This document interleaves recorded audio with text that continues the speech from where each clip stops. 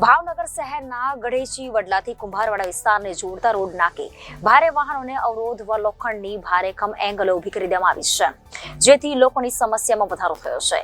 આ આડસ ઊભી કરાતા ઇમરજન્સી સમયે મોટી આફત સર્જવાના એંધાણ વર્તાઈ રહ્યા છે। શહેરમાં લાંબા સમયથી ચાલી રહેલા શહેરના પ્રથમ ફ્લાય ઓવરબ્રિજની કામગીરી તદ્દન મંદ ગતિએ ચાલી રહી છે।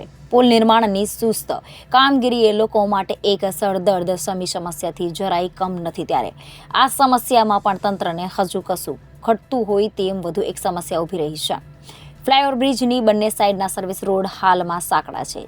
દરરોજ ટ્રાફિક જામની સમસ્યા સર્જાઈ રહી છે, ત્યારે બોર તળાવ શરીતાના નાકાથી આગળ ગઢેચી વડલાથી કુંભારવાડા તરફ જતા રોડ તરફ હેવી લોડેડ વાહનોની અવરજવર ટાળવા આ રોડના નાકે ભારે વાહનોને અવરોધવા લોખંડની હેવી એંગલો ઊભી કરવામાં આવી રહી છે, જેના પગલે આપાતકાલીન સેવા 108 કે ફાયર બ્રિગેડના વાહનો પણ ન પ્રવેશી શકે એ હદે સાંકડી એંગલ ઊભી કરી દેવામાં આવી છે। તંત્રને જો ભારે વાહનો પસાર થવા પર પ્રતિબંધ જ મૂકવો હોય તો એંગલ સિવાય અનેક વિકલ્પો મોજૂદ છે, પરંતુ આ રીતે સમસ્યામાં વધારો કરવો એ ઉચિત ન હોવાનું લોકોએ જણાવ્યું હતું। આથી આ એંગલો દૂર કરી અન્ય વિકલ્પ પસંદ કરે એવી લોકમાંગ પ્રબળ બની છે।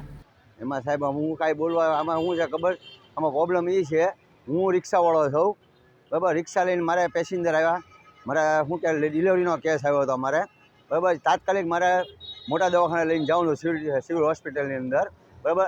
આમાં જે ડિવાઈડરનું કામ છે એમાં રિક્ષા નથી નીકળી શકતી બરાબર। એમાં હું 2 કલાક હલવાઈ ગયો, 2 કલાક હલવાઈ ગયો પછી સેટ ગઢેચી વડલા લગી ગયા, ત્યાંથી આખી રિટર્ન ગાડી ફેરવી મેં, રિટર્ન ગાડી ફેરવીને સેટ અહીંયા અમે પહોંચ્યા, દવાખાના પહોંચ્યા। આમાં તમે આ તમે કામ વધારવાનું કર્યું છે કે ઘટાડવાનું કર્યું છે? આ પબ્લિકને તમે ખોટા હેરાન કરો છો, આ મજબૂરીનો લાભ ઉપાડો છો તમે। તો સરકારને એ જ કહેવા માંગુ છું, તમે ટ્રાફિક વધારવા હાટું કર્યું છે કે ઘટાડવા હાટું કર્યું છે? આમાં હું તમે રસ્તો લ્યો છો કે હું ને આમાં નિર્ણય કરો છો? આમાં તમારે ખાલી પબ્લિકને હેરાન જ કરવાના છે કે આમાં તમે શું કરવા માંગો છો? બોલો। રસુલભાઈ સૈયદ। રસુલભાઈ, જે આપણે વડલા પાસે કુંભારવાડા તરફ જતા રોડ એક ડિવાઈડર મેકવામાં આવ્યું છે, આપણું ડિવાઈડર મેકવામાં આવ્યું, કઈ રીતના ડિવાઈડર મેકવામાં આવ્યું? એની અંદર જેથી કરીને પહેલાં તો બહુ દુઃખ સાથે કહેવું પડે કે ફરજિયાત એક આપણે 108 નીકળી શકે એવી એક ડિવાઈડર મેકવું જોઈએ।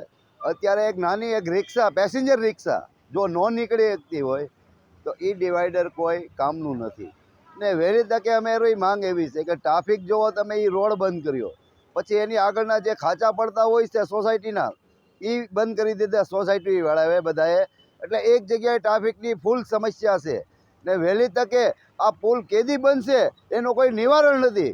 પણ આ શું છે કે કોર્પોરેશનની બેદરકારીના હિસાબે કે આ રોડનું કામ પૂરું નથી થવાતું, બ્રિજનું એક બ્રિજ બનવામાં એટલો ટાઈમ ન જાય। આ અમદાવાદ જવો, રાજકોટ જવો, 1 વર્ષની અંદર બ્રિજ કમ્પ્લીટ કરી દે।